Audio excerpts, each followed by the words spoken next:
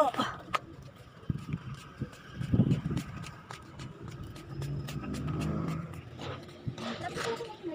Marky dyan. Tapos dito lang. Magkaano sila?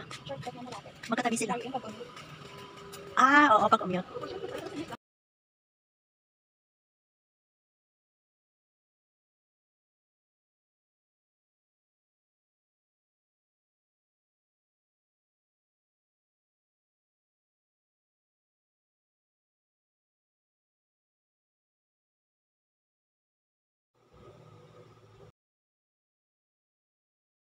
May nakita kami Sunrocks, 3,000 ml mahigit. At ang presyo niya ay 134 lang. Kaya naisip namin na kumuha na kami kasi napakalaking Sunrocks, 134 lang. Kaya kumuha na kami. Tapos tingin-tingin naman kami kung ano ang pwede namin. Kung may mga mura, kasi minsan mura siya, malaki na siya. Malaki na yung items. Ito guys, tingin-tingin lang. Saka pala guys, mamaya subukan kong susubukan kong pakinggan nyo maigi, i-share ko ang recipe ng puto at saka kutsinta.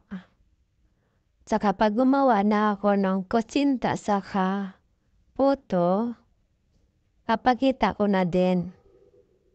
Dito, medyo tumagal-tagal kami dito kasi yung may isang downy, a softener na.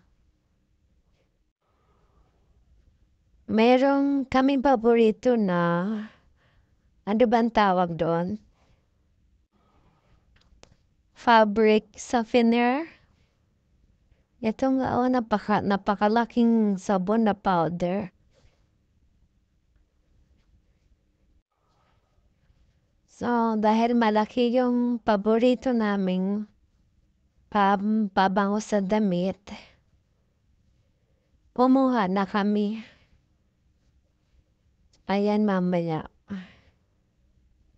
Tingin-tingin lang ng mga presyo. Ito yung mga presyo sa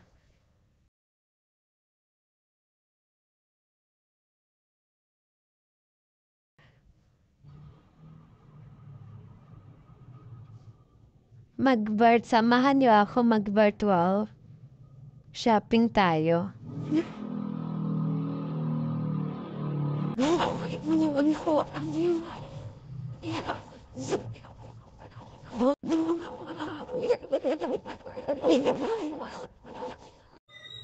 Ha ha ha. Natatawa ako. Munti ko na makalimutan yung ating photo na recipe. Ito na nga pala yung ating photo na recipe. Isang itlog, isang kutsarang baking powder, tsaka isang pack na gatas na powder, saka kaunting kurot lang na asin. Lagyan natin ng sugar, 3 kutsara, isang cup na harina, saka vanilla, 1 kutsarita lang, tsaka 1 cup na tubig, tsaka optional kung gusto nyo lagyan ng cheese, mag-slice tayo ng cheese, tsaka magpakulo tayo na ngayon lang siya, halo-haloin natin yun na okay na, maganda na, wala nang lumps, or pwede nyo namang salain. Tapos nun, magpakulo tayo ng water. Pagkakulo ng water, lagyan na natin yung puto. Lagay natin sa molder at saka takpan natin. Yung takip ay dapat ay may anong tawag doon? Dapat may tila para hindi tumulo yung water sa ating puto para umalsa. So, munti ko na makalimutan yung ano na ito, ang recipe.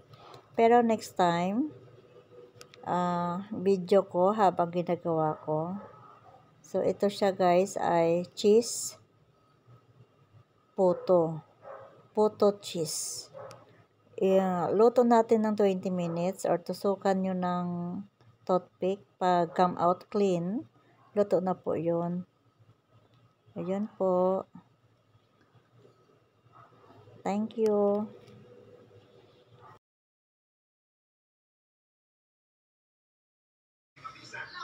Bye!